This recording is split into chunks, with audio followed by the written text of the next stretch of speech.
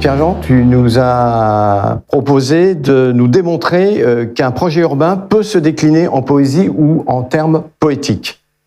Prêt ? Je vais essayer, oui. Ouais, d'accord. Alors, on regarde sa caméra. En régie, Tony, peut-on envoyer le décompte, s'il te plaît ? Question difficile et passionnante que celle de l'intégration de la poésie dans les projets urbains. Aujourd'hui, il y a une distance entre les deux, mais la poésie peut être un élément essentiel du projet urbain, à la fois pour mobiliser les habitants autour de langages d'expression, notamment dans certains quartiers où le rap, le slam sont des modes d'expression très forts, par d'autres langages aussi, visuels, mais aussi par la conception des espaces.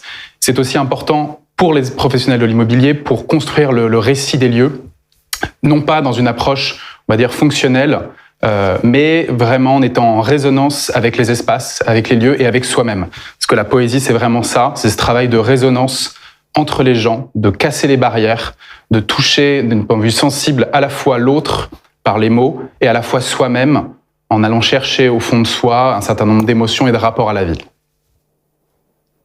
Ok. Bravo. Non, je te faisais juste comme quoi il te restait que 10 secondes, mais très très bien. Première réaction, Guillaume.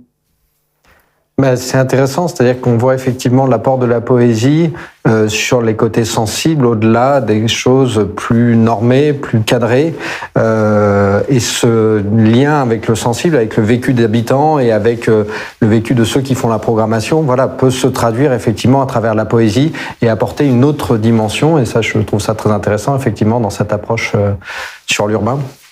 Alors, moi, je t'ai écouté attentivement. La poésie, ça permet de construire un récit des lieux et qui donne une résonance entre les gens. Donc, j'ai compris du quartier, c'est ça ? Et du projet ?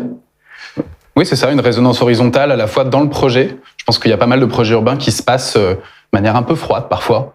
Où on conçoit. Qu'est-ce que c'est qu'une résonance horizontale ? J'ai l'impression que c'est du jargon de consultant. Ça. Non, c'est des concepts qui de philosophie en fait, mais qui peuvent s'appliquer parfaitement à la lecture du social et des liens sociaux, qui est simplement le fait d'être en contact avec le monde qui nous entoure à différentes échelles. Donc là, par exemple, d'une façon horizontale, dans une logique de résonance. D'accord. Parce que je ressens bien les personnes qui sont sur le plateau aujourd'hui, et à quel point la poésie, elle peut aider aussi à un moment à casser ce genre de barrières dans des projets urbains où ça peut être cloisonné.